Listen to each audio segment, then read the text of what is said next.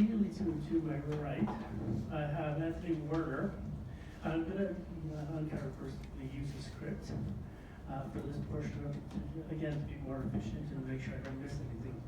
Anthony Werner, who's an engineer and a consulting engineer designated, has over 40 years working in Canada and the US, working for multinationals like Alcan and major engineering firms like Atkins Realis, which used to be SNC, if you're old enough, ACOM, Jacobs. These are all major construction and engineering companies that operate across North America and the world. As well, served as a stock analyst trader for BMO Nesbitt Burns, which is a, if you're familiar with their stock company. So he knows about the world and in the finance world. He has over 40 years experience in engineering, procurement, and construction management, including structuring finances for projects such as PPP, power purchase agreements for solar hybrid projects, CHP, which stands for Combined Heat and Power projects, and has extensive experience dealing with PDC and EDCs we heard from yesterday. He's delivered presentations on economic growth and climate change to the international power generation utilities. So this is Anthony. He's going to wave to you. Okay. The second person on our panel is Christian Zeyen. Christian Zeyen is the founder and CEO of Oracle Lens. Oracle Lens helps utilities and renewable energy companies save time and money with machine learning solutions, AI. We heard about that yesterday as well. So today you're going to hear more from somebody who's actually developing AI and improves grid performance through smarter energy exchanges and delivers commissioned software that builds tailored solutions for customer needs. So AI, right here at the table, you'll see it in real time. Christian has served as an industry partner with Hubbard College and helps to set up curriculum for its ITS and ESV grad programs. Those are two different acronyms for IT programs. Christian has built forecasting models that outperform Google's times and Meta's profit models. Better than the big ones. Christian Zeyen. Applause. Maybe. Okay, we'll keep on going. Next to him is Nani Pradeepan. Yeah, she's the managing director of Newdawn Energy Solutions, an energy technology company headquartered in Markham, with a professional background that includes tenure at Ontario Hydro and Ontario Power Generation, and Nani brings extensive experience in the energy sector. Under his leadership, Newdawn Energy Solutions delivers integrated solar. This is a gentleman that just stepped out. So under his leadership, Newdawn Energy Solutions delivers integrated solar, energy storage, EV charging, and sustainable building solutions for residential, commercial, and institutional applications. The company's portfolio spans off-grid systems to turnkey microgrid installations, with successfully executed projects in Canada, the Caribbean, South Asia, and an ongoing effort to advance sustainable energy development in Africa. And the last member of our team, who we saw earlier, is our chair, and David Katz is an MBA from McGill University. He worked in strategic procurement for Johnson & Johnson in his early career, and then worked for Bechtel Engineering, one of the other major international engineering companies that operates in Canada and beyond. And he was a senior manager for years and years for Ontario Hydro in procurement and strategic policy making. He is a co-founder of the Sustainable Energy Association, so he's been with us for a long time. And also he has two consulting companies of his own, which are the Sustainable Management Solutions and Sustainable Environmental Solutions. If I could get a little bit of applause for our panel, that's going to be your permission, if I may. Absolutely, you can after whatever you need to. So I'm sitting in for Gary Skopik, who's on our board. He couldn't make it. He had a hospital appointment. You met me before. I've been here before 2 years. Gary Skopik is the leader founder and developer of the Green Globes program. He's an international architect. He has done major projects. As he said to our board, I'm retired, but work comes to me. He's on a number of committees with LG Innovation. He's worked with NREL on energy storage. He even proposes an energy storage for the silos downtown Toronto.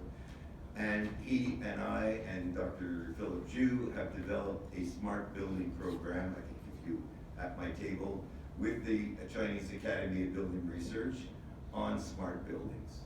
And that's part of what we're trying to do. We want to make the smart building talk to the smart grid in a smart city. So he couldn't make it, but he's looking at microgrids. He came to me with an idea. He said, in India, they're doing blockchain for energy markets, so we should do it here. So him and I think Christian have proposed things to COP30 in Brazil. So we welcome, as you saw from our passion, that we want to connect with other people in Ontario and globally to deal with Ontario's sustainable energy options. Thank you. Thank you. So now I'm going to pose a couple questions and to the panel, and then I'm going to invite the members here assembled to ask their own questions. Again, all these people here on this podium have built successful energy-related businesses and extensive experience, and I want to probe into a little bit of that experience right now for your benefit. Okay, please, we'll start from right to the end of the table. Would you each, one by one, tell us a little bit about your experience with international business and what the challenges have been to try to export the services and products in some cases that you've worked with here in Canada to take them to the world? So we'll start with you, Anthony, please.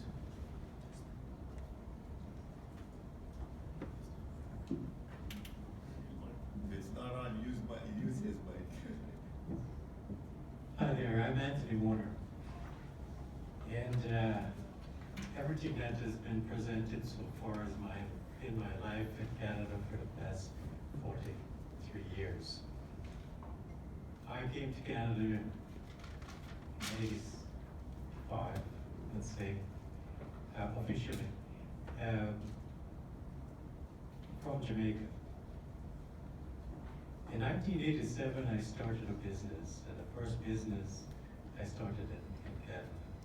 And that business was directed at export of Canadian products to the Caribbean. Over the years, I've done business internationally from Australia, Ireland, Madagascar, Turkey, Egypt, the Caribbean, pretty much all of the islands in the Caribbean, and the States. Sometimes I forget all the places that we've done business with. But primarily for this session, I did form a group that was building a laboratory for Uganda, for the mining sector.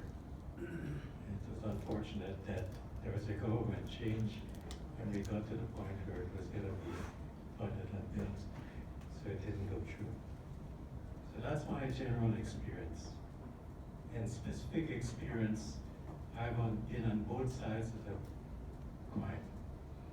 Meaning, I'm an employer, and I've employed several, through different programs, foreign workers in my company. And I've also done business directly with different foreigners, let's put it that way, for different reasons. And one of the primary things that I want to offer here today is if there are any AfriCanada or Afro-Canadian who wants to start a business similar to, I've had several businesses for the past 40 years. I can probably guide you through all of them. Everything that was discussed even recently with immigration, SR&ED, taxes, all of those things I've lived and done for several years.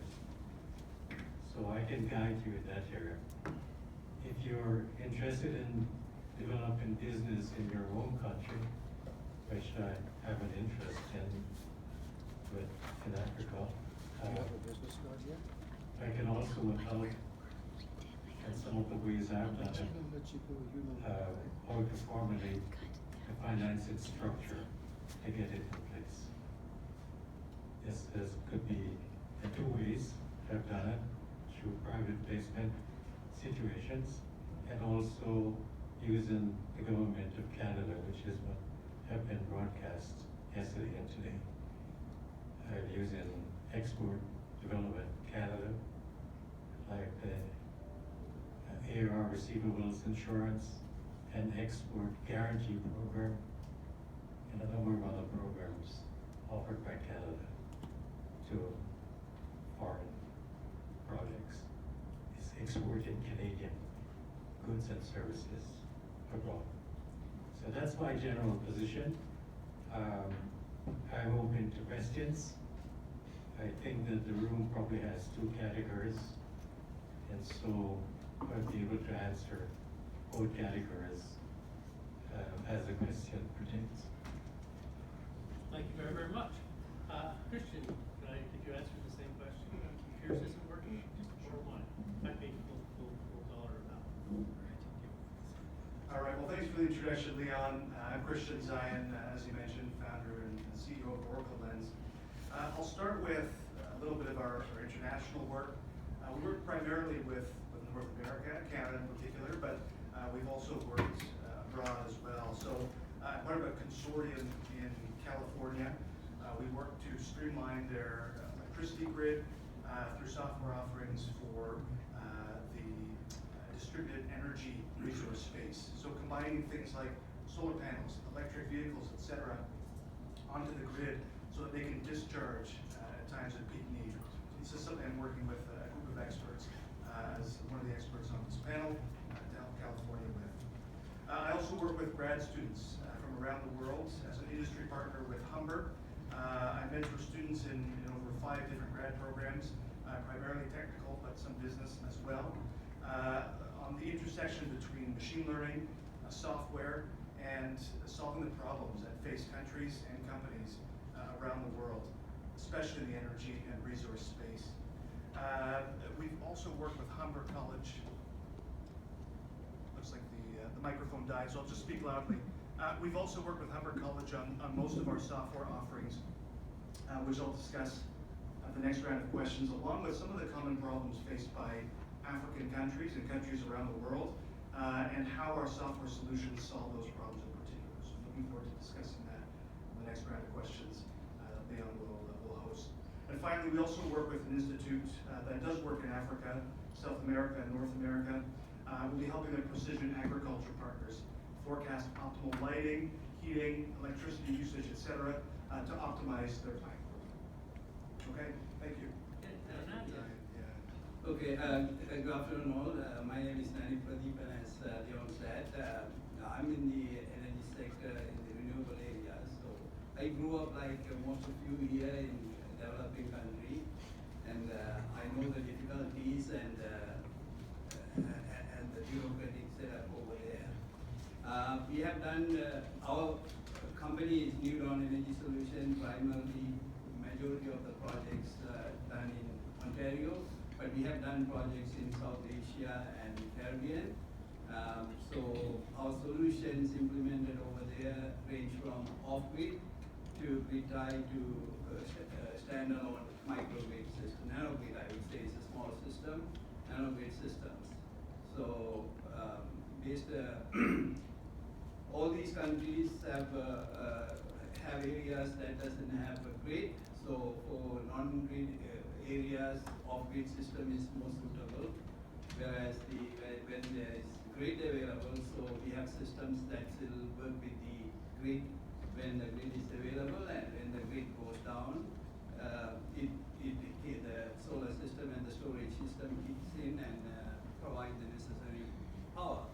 Most of the countries around the world, the reliable power is very rare. So solar is abundant, especially in the countries represented here, Africa and Nigeria, Uganda and all these places, they are closer to the equator, and year round the solar resources is abundant. Unlike Canada, those areas are evenly sun resources is even. If we have done net zero houses, and recently we completed a project where it's a net zero community center. So if a community center can operate in a net zero model here in Canada, operating that in Africa along the equator is a piece of cake, right? So now in terms of difficulties, so I have been to SADC region exploring the opportunities over there, and still working with contacts over there, but the difficulty in doing business in any international country is reliable local partner. So, and the government bureaucracy and how to pedal through that. So I think you all can be a bridge in that. That would be a great help to make these things, make the movement easy. And it's doing business internationally is not easy, and we need reliable, dependable people to bridge that. I think that's the major hurdle, along with the bureaucracy in these countries differ. Languages spoken is different.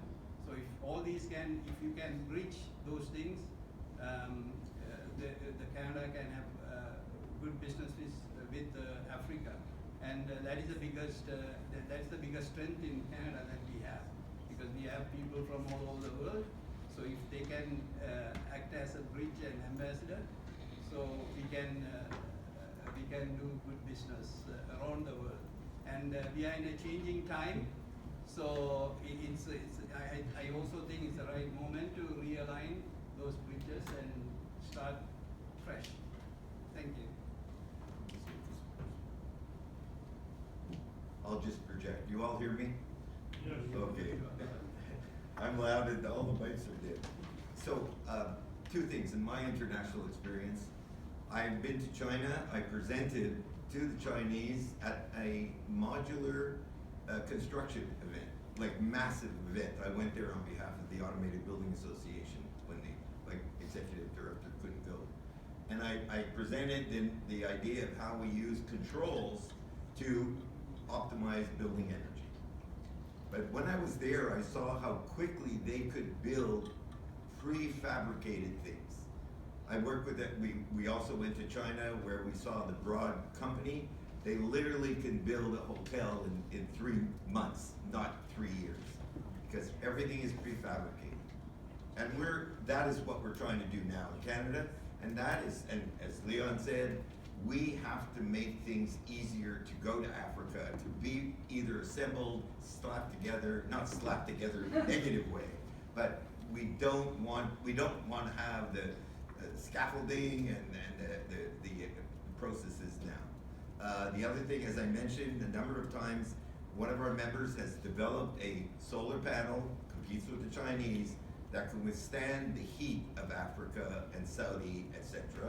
Because it's a backplate system. He's had it tested in Germany Solar Labs. He has a massive amount of pre-orders, and we have to get investors to make it, and then we can bring it to Africa. So I'll be able to help share that with you later. Thank you. Okay, one person I forgot to mention anything about it, so I guess myself, I'll just do it in about 30 seconds. I'm a large projects tech person. I've designed and I've been involved in the construction of high-rise condos, shopping centers, nuclear power plants, both domestically and overseas, military facilities. Can't tell you about any of them for Canada's Department of National Defense. And the reason that I wanted to speak with you and have put together this panel is to say that in Canada we have incredible expertise. We heard from the bios that I read to you before that we have some of the leading engineers anywhere. We have the leading architects anywhere, and we have the best inventors and designers just about any place in the world. But exporting gonna do now is turn to my panel and say, I think you've heard a little bit about their answers, so you might know where they're headed. Is, can you tell me what each of you think might be the barriers that are standing in the way of you going international, or are other companies that you work with to take Canadian expertise, Canadian product, Canadian technology, Canadian wisdom to the market? What are the obstacles that you've seen with your own eyes? Anthony, for instance. I must say it's not very difficult. So I don't want to talk about any obstacles, but I can tell you that it's relatively easy to do if you set your mind to do it. Now, if you want to go to Africa, then main thing would be an obstacle, or the way I've solved some of the problems along the way, is to get involved with what they call a business council. In one case, I wanted to export to Trinidad, and I formed a Trinidad and Tobago Business Council of Canada. And I was a Canadian in the Business Council of Trinidad and Tobago. And the reason for that is that I was able to attract all the Trinidadian business people in the country itself and some government officials, as well as business people from the country here in Canada. And it's very effective. So, but you have to make that attempt, or you have to do it. And I think Jackson is probably working towards that. But if, for example, we had a group of people in this audience who wanted to form an African Business Council, being diaspora people or non-diaspora, and we could start moving together. There are ways to get things established quite easily, and there are ways currently to get things on the financial side established in certain parts of Africa, not everywhere. It's easy, but yes. So no main obstacle. I would say the biggest obstacle I had in international business was going to Cuba and going and doing presentations right across Cuba with 7 different groups, and in Spanish with translator. But then later on, after doing all of that, and it was part of a Canadian exposition where I was the only person on that exposition, and it's sponsored by Canada. And after all of that, the Cuban government decided they would take everything that I gave them and do it themselves. So that I say is a big obstacle. Okay. You heard it here first. That's good. And then with respect to buying products for export and import, we don't have to, what I've been able to do is to get stuff out of India, out of China, or export to different Caribbean places, and out of the United States. Maybe. And with respect to the renewable energy space, when the Green Energy Act was passed here in Ontario, I was invited with the Premier of Ontario, Dalton Mahenti, and went on a mission to India and gave several presentations to different business groups in India and signed a number of MOUs that came out and made the global mail. But of course, nothing really materialized out of that big mission, the 3 cities in India. So the obstacles, I would say, is actually closing the deal. Everybody's very happy to get all the information that you can give them, all the proposals and details levels, but then closing the final deal is not always there. You have to be careful. Thank you very much, Anthony. Christian, you hinted at where you might be going. Sure. So I want to shift the question just slightly to focus on the issues that exist within Africa. Rather than the issues with companies doing business there, I want to work directly on and share directly on the issues that Africa faces and how our software helps Africa and beyond. Software that we built primarily to serve Canada and the US originally, and we're now expanding beyond. So at Oracle Lens, our goal has always been to look at the big problems and solve those. If what we bring to market isn't going to create real value, we don't build it. It's as simple as that. So let's start by looking at energy emergency situations. And this is very relevant today, looking at countries like Iran, like Ukraine and the Philippines.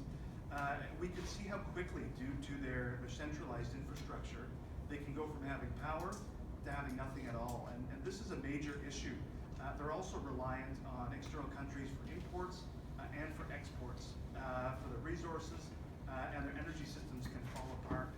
If a country decides to declare war, they can fall apart in days. So protecting that is a matter of national security, but also reliability in their countries, even at times where wars aren't going on. So I'll start with virtual power plants. This is something that we've built, and again, we built it internally and also in partnership with Harvard College and some of their grad programs. So VPPs, virtual power plants, they aggregate distributed energy resources. So things like solar panel batteries and EVs that are plugged into the grid. We can take the load off the grid at times of peak need by discharging them. This helps reduce the cost, it helps increase resilience, and in cases where we do have centralized energy systems that are being bombed, attacked, etc., there are other options, and these offer tremendous resilience. We can also work with improving, and we are working with improving forecasting for the energy needs. This can allow us to rely less on natural gas and polluting peaker plants and reduce the cost as well. Another issue related to this is knowing when to power up or power down energy resources in Africa based on need, and also when to purchase or sell materials and products. These are two key issues Africa faces in particular. Forecasting the price of these base materials, electricity demand and beyond, and using our in-house built machine learning models, some of which have never been seen before in the peer-reviewed research. We're allowing African countries to figure out when to purchase key materials at better prices, and also energy resources, again, such as natural gas peaker plants or distributed energy resources, when they should come online to optimally reduce prices. To ensure we can truly forecast with accuracy, we've used blind test sets. So our models can't see the future data, much like we would in real time looking into the future.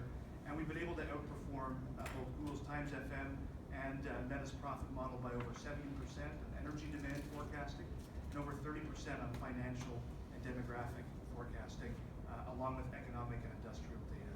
So this is a strong suit of ours in particular. This can help Africa get larger cost savings and more electricity generation efficiency than they currently can just by improving forecasts. Another issue within Africa in particular is income opportunities and technology limitations. We have developed a distributed cloud GPU resource sharing platform, which is sort of the one slightly different focus of all of our platforms. Most of them are directed at the businesses themselves. This is focused primarily on individuals. So Africans who have personal computers, they can stake their unused GPU resources virtually and earn an income from this. That's on the buyer side, or on the seller side rather. But on the buyer side, users can utilize these virtualized GPUs to run machine learning models they otherwise wouldn't be able to because they can't afford the powerful computers necessary. This can allow Africa to compete in the machine learning space, even average people with very basic software, very basic computers, hardware. We're nearly complete in transitioning this to a fully decentralized model as well, where those who contribute GPU or utilize GPU are the ones who control the platform. So all users contribute as decision makers rather than a centralized large company. This is more transparent than companies like Amazon, and we can adjust prices. The users play a role in adjusting prices to make things cheaper than they otherwise would be. Lastly, I'll look at African critical material refiners. miners and those who utilize these critical materials to build their products. Hedging against major adverse price movements is a huge asset, and not doing so is a major risk in Africa and beyond, especially where critical materials are concerned. All it takes is highly volatile prices, and it can shift them from being profitable to being an unprofitable business because they simply don't have the margin they used to, or they have to pay substantial amounts to procure these resources. So we're working with the CEO of a publicly traded company to partner on a critical minerals exchange, so we can make hedging more easily available for some of these smaller critical materials that otherwise don't have much of a presence in any sort of public facing capacity. And we want the small businesses in Africa and in Canada to be able to participate in this in ways that they wouldn't have been able to before, helping them manage that volatility, that risk. And if prices do go haywire on the buy side or the sell side, they're protected against it in the way that they can. That's all for me. Thank you. Yeah, so it's about the difficulties, right? So, Yeah. so I touched upon about the difficulties that we have doing business abroad in any country, and especially the developing countries. One is language, and the other bureaucracy, paddling through the bureaucracy and the culture. So that set aside, now as the gas prices goes up, mostly the developing countries are going to be worstly affected. Right now, the shocks cannot be absorbed by them, especially the country where I come from. I just read this morning, they show supplies to the edge of it, right? So that's why it's important to the Mother Nature has been fair in providing the enough sun source to every country on the planet. We have projects in Caribbean, we have projects in South Asia, we have projects here. The variation, even though we feel big difference, but the variation in sun resources is within 20%, right? So, because we have long summer, on an annual basis, variation is within 20 to 30%, right?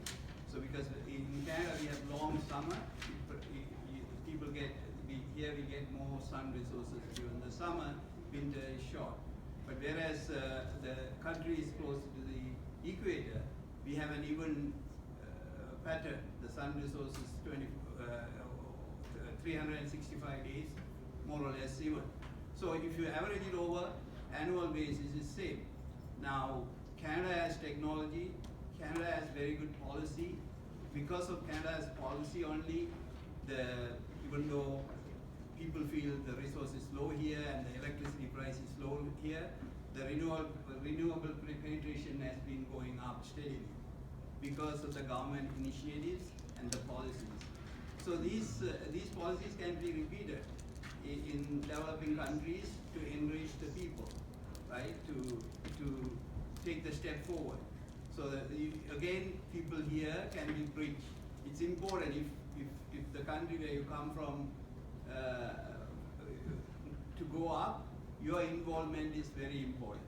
Without that, because when the people, I'm talking from the experience, the people there, they are like a frog in the well, because they know what they know, right? So it is your responsibility and business. That is your business, to take the knowledge and the product from here to other countries wherever you are coming from. That is what business is, helping another person. That's what the business. By helping another person, you grow your business. It's not just making money alone, right? So it's important, like again, I feel it that way, that's what I'm telling you, right? So I know I've been struggling, but the system there is not easy, but if you persist, you can overcome, right? So again, as people said here, you can form an association or individual as a business. You have to take the first step, and through our office, most number of people walk through our office are from Nigeria. The last 10 years, they wanted to do something, but nothing happened, right? So for whatever reason. So I'm again insisting, take your step. What we need is reliable people who can bridge us. Because we don't know the culture there, we don't know the language there, we don't know the bureaucracy there. We are ready to go forward, but we need a dependable source to guide us. On the other side. That's the major hurdle that we are facing. My investment partner has gone to Saudi, has been ripped off of $16,000. There are so many fake scandals in terms of, hey, we're gonna lend you money, or come to our country, or we have somebody died. So beware of offers that are not appropriate. In many cases, I went to Brazil with the Canadian government, with Hydro-Quebec and a technology.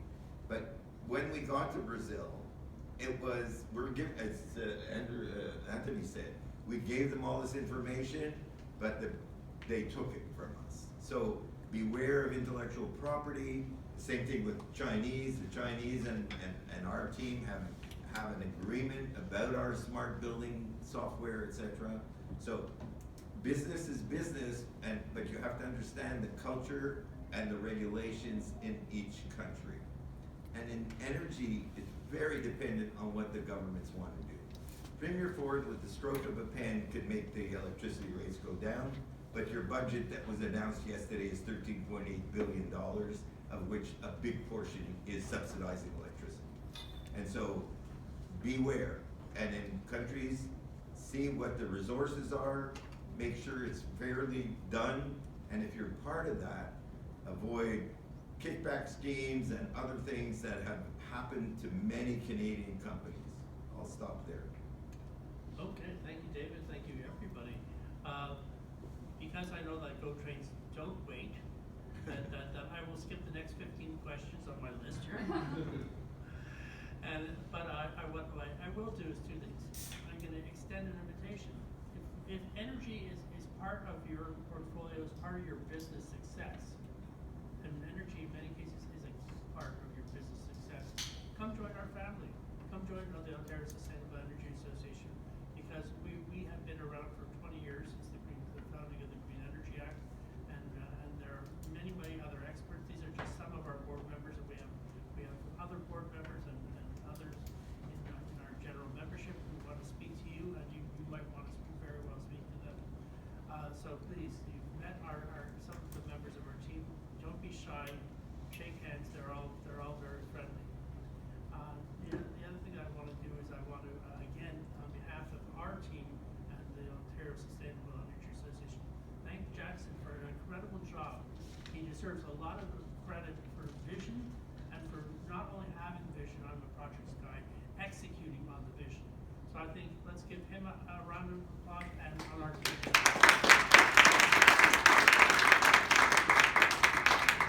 Get you home early, and that's what we'll do.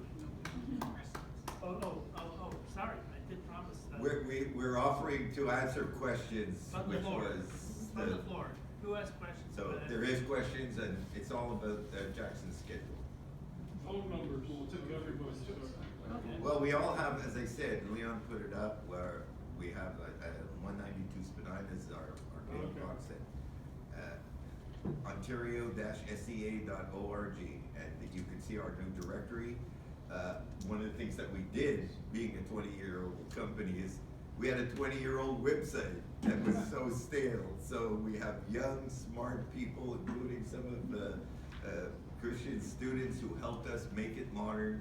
We're looking for the next generation. You go on our website, you can join, you can enter your company into our directory, which is now improved. You can also go to our YouTube page, where, as Leon said, the Green Energy Doors Open events for the last 3 years are there.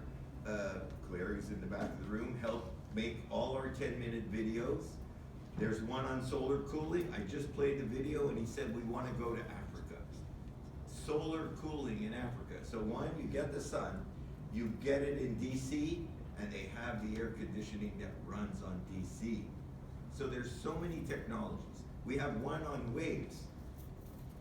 you know, when the water's coming in and the boats are going up and down, this lady in Israel discovered that she could put these floats, and as they're going up and down, she's making money.